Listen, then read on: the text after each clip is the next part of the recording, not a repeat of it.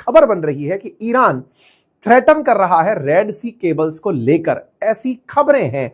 यहां पर चर्चा बनती है ईरान का नेक्स्ट मूव होगा कि हॉर्मुज को डिसरप्ट कर दिया जाए ग्लोबल इंटरनेट से, ऐसी हेडलाइंस तैर रही हैं। तो इंटरनेट कहां से होकर निकल रहा है? तो तस्वीर दिखा रही है कि समुद्र की गहराई से निकलता है। तो समुद्र की गहराई में क्या स्ट्रेट ऑफ हॉर्मुज भी शामिल है? तो इतने दुनिया के समुद्र हैं, क्या सब तरफ केबल बिछ रही हैं?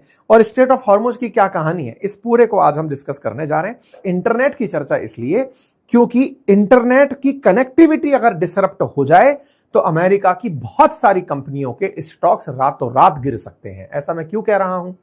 ऐसा मैं इसलिए कह रहा हूं कि इस समय तमाम प्रकार के सोशल मीडिया हैंडल्स पर इस तरह की खबर चल रही है कि यार अगर ईरान को सब कुछ ही बर्बाद करना हुआ तो तेल और पेट्रोल और फर्टिलाइजर से तो दुनिया हाहाकार में है ही, लेकिन इंस्टेंट असर अगर देखना हुआ तो इंटरनेट का असर है वो जो कर सकता है। अब वो कर दिया तो क्या मतलब है? इंटरनेट चलता कैसे वो समझेंगे, लेकिन उससे पहले ये समझ लो कि इंटरनेट अगर बंद हो जाए दुनिया का तो इंटरनेट आधारित अमेरिका की तो मैक्सिमम कंपनियां जो चल रही हैं वो आईटी के सेक्टर में काम कर रही हैं।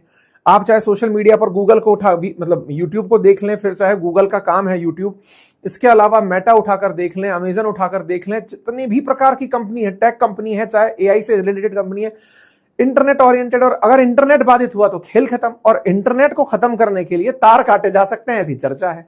तो सबसे पहला जरूरी यह है समझना कि इंटरनेट आफ्टर ऑल चलता कैसे है। आसान भाषा में ऐसे समझिए, बचपन में पता नहीं आपने वो खेल खेला है या नहीं, मेरा बचपन बहुत ज्यादा गांव में भी बीता है, तो मैंने एक बहुत खेल खेला था। माचिस की डिब्बी के अंदर दो डिब्बियों को लिया, धागे से बांधा, एक दूर खड़ा कर दिया किसी व्यक्ति को, और एक डिब्बी के अंदर कुछ भी अनाउंसमेंट किया, एक छोटे से जो खाली वाउचेस हैं उसके अंदर, दूसरे ने दूर तक उस बात को सुन लिया कि मैंने क्या बोला। आपने नहीं किया, करके देखिएगा, बड़ा इंटरेस्टिंग है ये जो धागे से बात गई, ये धागे से बात जाने का तरीका किसी ने सही से खेल लिया। आज आप दूसरा तरीका देखें, अगर मैं चाहूं तो मेरे सामने रखे लैपटॉप को HDMI केबल से मेरे सामने लगे इस डिजिटल बोर्ड से कनेक्ट कर सकता हूं, यानी इसका डेटा मुझे इसमें दिखने लगेगा। केबल के माध्यम से मैंने डेटा को एक साथ जोड़कर कनेक्ट कर दिया, मतलब तार के माध्यम से मैं एक कंप्यूटर का डेटा दूसरे कंप्यूटर में देख सकता हूं। यह आप और हम कई बार कर चुके। अरे जब पेन ड्राइव से डेटा ट्रांसफर कर सकते हैं तो तार से भी एक लैपटॉप से दूसरे लैपटॉप के अंदर तार से डेटा ट्रांसफर कर सकते हैं। इंटरनेट के अंदर यही काम जो आप अभी दो कंप्यूटर के बीच में एक तार से कर रहे हैं, सोचिए कि इस दुनिया के सारे कंप्यूटर्स को एक तार से जोड़ दिया जाए, या दुनिया के सारे कंप्यूटर्स किसी ना किसी प्रकार के तार से, और तार नहीं तो किसी ऐसी डिवाइस के थ्रू जैसे वाईफाई, यानी कि वायरलेस फिडेलिटी के थ्रू, लाईफाई, उसके थ्रू कनेक्ट करके जोड़ दी जाए कि आपका डेटा उस पर चढ़े और चढ़ करके एनक्रिप्ट होकर के आगे किसी और तार के माध्यम से दूर तक पहुंच जाए। इसे आसान तरीके से ऐसे समझिए जैसे आप अपने फोटोज को ब्लूटूथ के माध्यम से जब किसी को भेजते हैं तो फोटोज ब्लूटूथ के माध्यम से किसी ना किसी प्रकार की वेव के थ्रू जा रही होंगी, कुछ तो ट्रांजैक्शन हो रहा होगा। वो जो प्रक्रिया हवा से हवा में चल रही है तो छोटे मोटे लेवल पर तो ये हो जाती है, लेकिन अगर यहां से आपको अमेरिका तक भेजनी है तो सब ब्लूटूथ से तो नहीं भेज पाओगे। तो फिर वो तरीका क्या होता है? तरीका है इस दुनिया के सारे कंप्यूटर तार से जुड़े हुए हैं, भले ही आप और हम उसे वायरलेस के थ्रू यूज करते हो, इंटरनेट डेटा को हम लोग मोबाइल नेटवर्क के थ्रू यूज करते हो, नेटवर्क की रेंज में रहते हैं तो हमारी कनेक्टिविटी बनी भले ही रहती हो, लेकिन दुनिया के एक देश से दूसरे देश में अगर जाना है और बीच में पानी पड़ गया तो ना तो वाईफाई चले, ना लाईफाई चले, ना ब्लूटूथ चले, ना कोई शेयर चले, क्या करें फिर?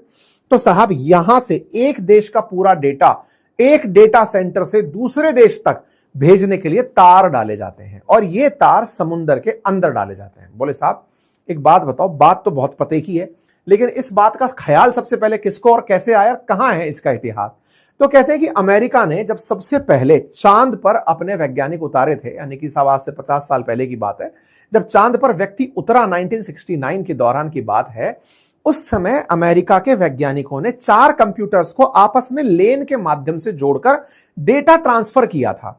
वहीं से ही ये डेटा दिमाग में आया कि यह आइडिया दिमाग में आया कि अगर कंप्यूटर्स के डेटा एक दूसरे से इस प्रकार ट्रांसफर किए जा सकते हैं तो फिर तो दुनिया भर के मतलब कंप्यूटर्स को आपस में जोड़ दो, फिर ऐसा किया जा सकेगा। इसी में ही अमेरिका का एक बहुत प्रतिष्ठित यूनिवर्सिटी जिसका नाम है MIT, Massachusetts institute of technology, उसने अमेरिकी सेना विभाग के लिए इस advance research project agency network का काम करना शुरू किया कि बोले यार आइडिया तो बहुत अच्छा है, अगर ये काम यहां तक हो गया तो बढ़िया सा तार डाल दो, दूर तक चला जाएगा। मतलब ये तो वो बात हो गई कि मैं मेरे कंप्यूटर को HDMI केबल से कनेक्ट करके दूर तक दूसरे कंप्यूटर के अंदर चला सकता हूं। बोले ठीक है, लेकिन सर 100 किलोमीटर दूर थोड़ी ले जाओगे, तो 100 किलोमीटर दूर तक ले भी गए तो क्या गारंटी है कि बीच में ये तार से डेटा वहां तक ट्रांसफर हो जाएगा।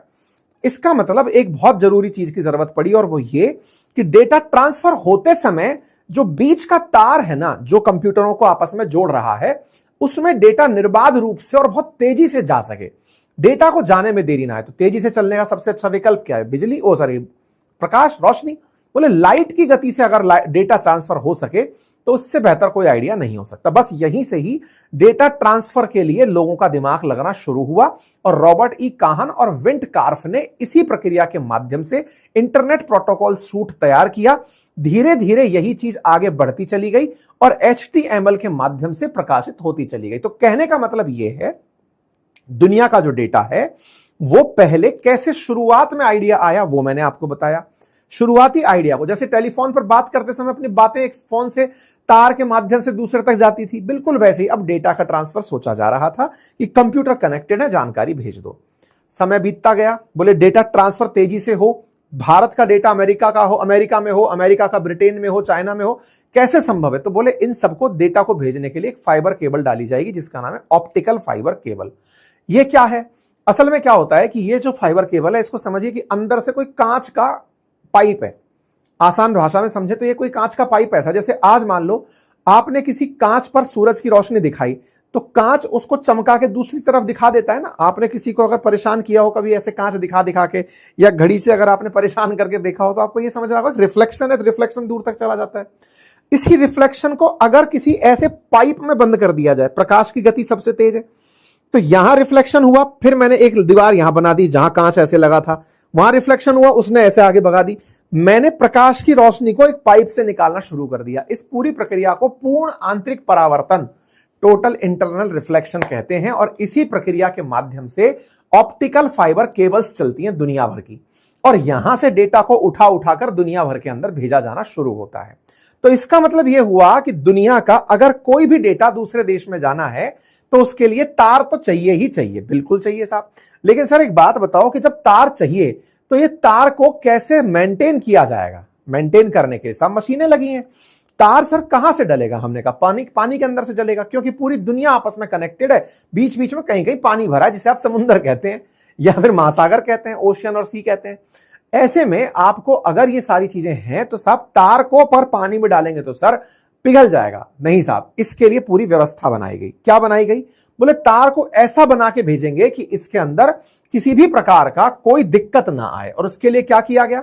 बोले सबसे पहले तार के चारों तरफ एक हम पॉलीएथेनिल लगाएंगे, उसके बाद में हम उसको नायलॉन के यार्न से बांधेंगे, उसके बाद में उसमें माइलर टेप लगाएंगे जो एल्यूमिनियम वाटर का बैरियर का काम करेगा, उसके बाद स्टील वायर लगाएंगे जो उसको मजबूती देगा, फिर कॉपर शीट लगाएंगे, फिर उसके अंदर पेट्रोलियम जेली भरेंगे ताकि उसके अंदर पानी बाहर निकलता रहे, और उसके बाद में फिर कॉपर शीट लगाएंगे, और अंदर जो है ना वो हम ऑप्टिकल फाइबर केबल उसके अंदर डाल देंगे। मतलब बोले इस ऑप्टिकल फाइबर केबल जिसके माध्यम से सूचना जा रही है, इसका मल्टी लेवल इसकी सिक्योरिटी सुनिश्चित करेंगे और फिर पानी में डाल देंगे। बोले ये बढ़िया रहा साहब। तो इस प्रकार से कुल मिलाकर कई लेयर्स के अंदर कांच के इस पाइप को भेजा जाता है, और वो समुद्र के माध्यम से, क्योंकि हवा के माध्यम से भेज नहीं पाओगे इसलिए पानी की गहराई से भेजा जाता है। अब दुनिया का नजारा देख लो, दुनिया भर में ये केबल कुछ इस तरह से दुनिया भर में डली हुई है। लगभग 450 से ज्यादा केबल है दुनिया को कनेक्ट करने वाली, जो आपके सामने है। इनकी कुल लेंथ है 13 लाख किलोमीटर, और जिनको इससे सबसे ज्यादा जरूरत पड़ती है, गूगल को, माइक्रोसॉफ्ट को, अमेजन को, वही सबसे ज्यादा इन केबल्स को डालने वाले लोग भी हैं, क्योंकि उन्हीं को तो जानकारी इधर से उधर पहुंचानी है, तो वही लोग सबसे ज्यादा इसको डालें। तो अब सवाल आया, केबल तक तो बात समझ में आ गई सर, अब फिर मोबाइल तक कैसे आता है? तो मोबाइल की प्रक्रिया यह है कि केबल से आपके देश तक पहुंचा दिया। हमारे देश के अंदर बहुत सारे जो तटवर्ती जिले हैं, चाहे मुंबई है, तूतीकोरिन है, त्रिची है, जितने भी जो जगह ऐसी है जो समुद्र के किनारे, केरल है, तिरुवनंतपुरम के अंदर, तिरुवनंतपुरम है, गुजरात है, जो भी तट पर स्थित जगह है जहां से तार की कनेक्टिविटी बन जाए, वहां पर डेटा सेंटर और सर्वर रूम बनाए हुए हैं तारों के लिए कि आओ भाई तुम्हारा डेटा यहां डालो। फिर वहां से और तारों के माध्यम से उन डेटाओं को आगे की तरफ भेजा जाता है। लेकिन सर अब रास्ते में भेजते समय डेटा की जरूरत पड़ गई, मान लो कि तिरुवनंतपुरम में आया था और वहीं की वहीं जरूरत पड़ गई, तो वहीं पर रिले करने के लिए रिले सेंटर्स बना दिए जाते हैं और डेटा मजबूती से चलता रहे, इसलिए हर 50 किलोमीटर पर एक बूस्टर लगा दिया जाता है ताकि डेटा के फ्लो में कोई दिक्कत ना आए। बस इस प्रक्रिया को पूरी तरह से सुरक्षित निगरानी में रखा जाता है। बढ़िया जहाज पानी में तैरते रहते हैं ये चेक करने के लिए कि कहीं डेटा को दिक्कत ना हो जाए, करोड़ों का कारोबार अटक जाएगा। आप कहेंगे सर फेसबुक से और इंस्टा से किसका कारोबार अटक रहा है? अरे भाई साहब, इनके स्टॉक मार्केट तो अटक रहे हैं। एक सिंगल खबर से बाजार ऊपर नीचे हो जाता है। ट्रंप ने कहा सीज फायर का अनाउंसमेंट, बाजार धाड़ से ऊपर चला गया। इतनी सी खबर आप तक पहुंचाने के लिए इंटरनेट की तो जरूरत लगी थी। जब इंटरनेट की जरूरत लगी तभी तो डेटा आपका ऊपर चढ़कर गया। यही सबसे इंपॉर्टेंट बात है जो आपको समझनी है। क्या सर कभी किसी ने इसको नुकसान पहुंचाने का सोचा है? डेटा दिखाता हूं मैं। सितंबर 2025 का डेटा है। दुनिया का 17% इंटरनेट बाधित हो गया था। रेड सी में किसी ने तार काट दिया था। आरोप लगा था यमन में बैठे हुए हूतियों पर कि उन्होंने ये तार काटा है। कौन सा? ये वाला। माइक्रोसॉफ्ट का एज्योर का तार यहां से गुजर रहा था, उसको काट दिया गया था। अच्छा सर केवल एक ही बार हुआ है? देखो ये टाइम्स ऑफ इजराइल ने इस खबर को छापा भी था और इसने बात कही। इसके अलावा भी कभी हुआ है? बिल्कुल। स्ट्रेट ऑफ हॉर्मुज जो है ना, वहां से समझिए कि दुनिया का 20% डेटा भी प्रभावित हो रहा है। अब समझो ना, इन गल्फ कंट्रीज के साथ में अगर भारत को डेटा ट्रांसफर करना है तो इनका तार तो सारा यहीं से गुजरेगा। अगर किसी ने उसी को काट दिया तो। और सबसे इंटरेस्टिंग बात बताया क्या है? स्ट्रेट ऑफ हॉर्मुज जो है ना वो ज्यादा गहरी और नहीं है, 200 फीट की गहराई है। 200 फीट तक डाइव करके आराम से डाइवर्स पहुंच जाते हैं। कंट्रोल भी उसी का है। वहां पर कोई निगरानी वाला जहाज भी नहीं है। पहले बाकी देशों के तो निगरानी जहाज भी थे, वहां पर कोई निगरानी जहाज भी नहीं है। तो ये सारी वो सिचुएशंस हैं जो इसको बहुत पैनिक सिचुएशन में बदल देती है। ऐसे ही एक बार ताइवान का तार कटा था 2025 के अंदर, देख रहे हैं आप जनवरी 10 के दिन ताइवान का जो तार था वो कट गया था। हालांकि तार तुरंत रिपेयर भी कर दिए गए, लेकिन डिसरप्शन तो हुआ। और ऐसे समय पर विचार कर देखो जब कोई वहां से गुजरने से डर रहा हो। भाई आज जो है वहां पर रेगुलर निगरानी स्ट्रेट ऑफ हॉर्मुज में हो नहीं पा रही ना, तो हो नहीं पा रही और ऐसे समय पर कोई तार काट दे तो क्या होगा? ये अपने आप में एक बड़ा सवाल बनता है। तो इसका मतलब तार की जो वहां से निकलने की जगह है, आप कहेंगे सर कल को कोई ज्वालामुखी फट गया तो क्या होगा? तार डालने से पहले पूरी सी मैपिंग की जाती है। कहां गड्ढे हैं, कहां पर प्लेन है, कहां ज्वालामुखी फटते आए हैं, सब कुछ जब मैप कर लिया जाता है तब तार डाले जाते हैं। प्रॉपर इनकी निगरानी चलती है, हर एक चीज को मेंटेन किया जाता है। कोई भी वो आता है तुरंत जहाज जाके उसे तुरंत रिपेयर करते हैं, गोताखोर कूद करके उसको रिपेयर करके आते हैं। लेकिन अगर प्रक्रियाधीन ये रास्ता ही है जिसमें से आप निकल ही नहीं सकते और वहां पर कोई डिसरप्शन आ गया, क्योंकि लगभग 20 ऐसी समुद्र के अंदर डूबी हुई तारें हैं जो स्ट्रेट ऑफ हॉर्मुज से होकर निकलती हैं और उनके साथ हुई बाधा पूरा खेल बिगाड़ देगी। तो इसका मतलब समझ रहे हैं आप, केबल सप्लाई का वहां से बाधित होना। तो आप में से कुछ लोग कहेंगे तो क्या फर्क पड़ गया, हमारे पास गल्फ की तो खबर नहीं आएगी। अरे गल्फ की खबर ही आपको सबसे ज्यादा जरूरी है। वहां पर क्या हो रहा है ये नहीं पता तो आपको कैसे पता चलेगा सिलेंडर कल आएंगे कि नहीं आएंगे, तेल आएगा कि नहीं आएगा, ईरान ने जहाज भेजा कि नहीं भेजा, सीज फायर हुआ कि नहीं हुआ? तो आपको वहां से खबर आना जरूरी है। तो जहां युद्ध चल रहा है वहां सबसे ज्यादा जरूरी है और वहीं से अगर सूचनाएं कट गई तो हाल बिगड़ सकते हैं। यही इन दिनों हेडलाइंस बनती चली जा रही हैं। तो उम्मीद है आपको ये बात समझ में आई। हालांकि अभी तक ईरान का कोई ऑफिशियल बयान इस बारे में नहीं है कि वो इंटरनेट तार काट देगा। आप कहेंगे कौन बताता है साहब, काटने से पहले तो भैया वेट एंड वॉच करते रहो। अगेन यही सब चाहेंगे कि भाई सब ये सब रुके, युद्ध वुद्ध रुके। लेकिन हाँ, मैंने आपके सामने ये जानकारी रखी, पैनिक फिर से नहीं करना है। जानकारियां हैं, जरूरी जानकारियां अपने पास सुरक्षित रखें। फिलहाल के लिए इतना ही। अगर आपको जानकारी पसंद आई हो तो साथियों से अवश्य साझा करें। प्यारे साथियों, जहां आप मुझे सुन रहे हैं उसके नीचे एक सब्सक्राइब का बटन दिया हुआ है जिसे दबाने में कोई खर्च नहीं आता। आपका समय लगता है 2 सेकंड का, लेकिन आपकी ये 2 सेकंड की कीमत हमारे लिए हौसला बनती है। अगर आप इस छोटे से काम को करते हुए आगे बढ़े तो ये हमारे लिए बहुत ही सकारात्मक रहेगा, हमारे हौसले को बढ़ाएगा, हम आप तक और अच्छा काम लेकर पहुंचेंगे ये और सुनिश्चित करेगा।